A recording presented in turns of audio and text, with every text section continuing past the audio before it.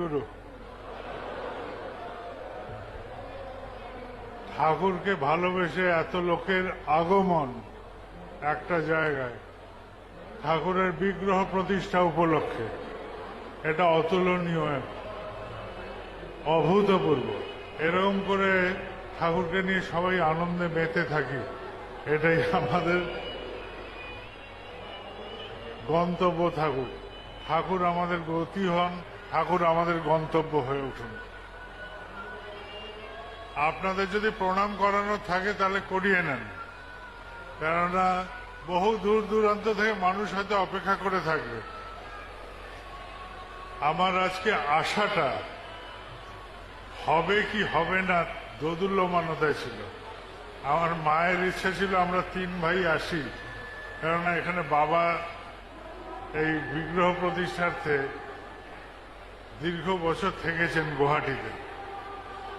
তো আজ বাবা শরীরে আমাদের মাঝে দৃশ্যমান নন, কিন্তু আমরা যারা তাকে পেয়েছি জীবনে, প্রত্যেকে তার স্মৃতির অবগাহনে সেই রোমন্থন করে করে সময় কাটাই, আনন্দ উপভোগ করি। না পাওয়া সেই মুহূর্তগুলোকে কখনো কখনো দুঃখে বা কষ্টের মধ্যেও আনন্দে উদ্দীপ্ত হই যে তিনি আমাদের মধ্যে ছিলেন। তো আমরা 3 ভাই আজকে এখানে এসেছি মার সাথে। আমরা যখন প্রথম আসি তখন সব ছোট ছোট ছিলাম, আজকে আমরা সব বড় হয়েছি, আমাদের বাচ্চারা বড় হয়ে গেছে। কয়েকদিন পরে হয়তো তাদেরই বাচ্চারা ছোট ছোট হয়ে ঘুরবে আমাদের সাথে। তো এটা একটা জীবন, একটার পর একটা এগিয়ে চলা। যখন প্রথম আসি গুয়াহাটি শহরও এরকম ছিল না, তখন অন্যরকম ছিল। তখন প্রথম যখন নামি আমি এই গুয়াহাটি শহরে, আজ থেকে এত বছর আগে, তখন মায়ের সাথে প্রথম আমি আসি। আমার বাবা ছিলেন গুয়াহাটিতে, আর এখানে খনিকর্তা ছিলেন। তিনি সব কর্ডন ভেঙে প্লেনের মাঝখানে ঢুকে গেছেন। প্লেনের কাছে গিয়ে তিনি আমাকে কোলে করে নামিয়েছিলেন এই গুয়াহাটিতে, আসাম ভূমিতে। সেই থেকে আমার হয়তো ছোঁয়া এই ভূমিতে। আজ 5 বছর বাদে আমার এখানে আবার ফিরে আসা। 5 বছরের অবধিতে আমার আর আশা হয়নি।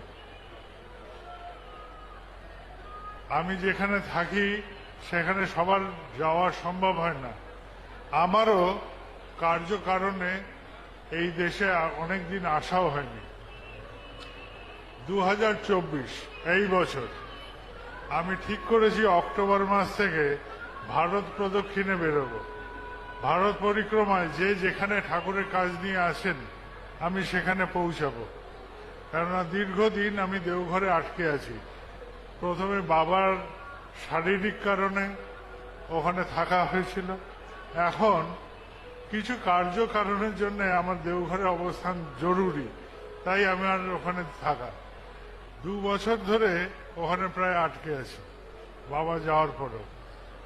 সময় কাটছে, আমরাও এগিয়ে যাব। কোনো না কোনো সময় আমি এবার বেরোবো দেশের মাঠে, তখন আবার আপনাদের এখানে আসা যাবে।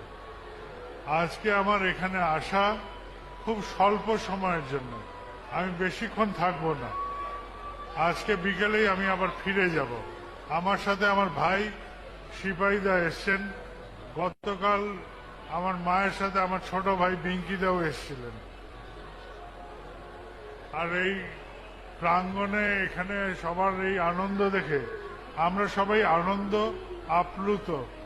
আর এই আনন্দ নিয়েই আমরা ফিরে যাব আমাদের নিজেদের কর্মজগতে, নিজেদের পরিবারে, নিজেদের প্রিয়জনের কাছে, নিজেদের অভ্যস্ত জীবনে।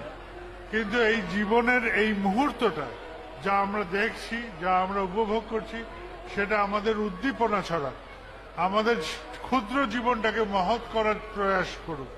সবাই আনন্দে থাকি, সবাই ঠাকুরকে ভালোবেসে এগোতে যেতে পারি জীবনে। জয় গুরু।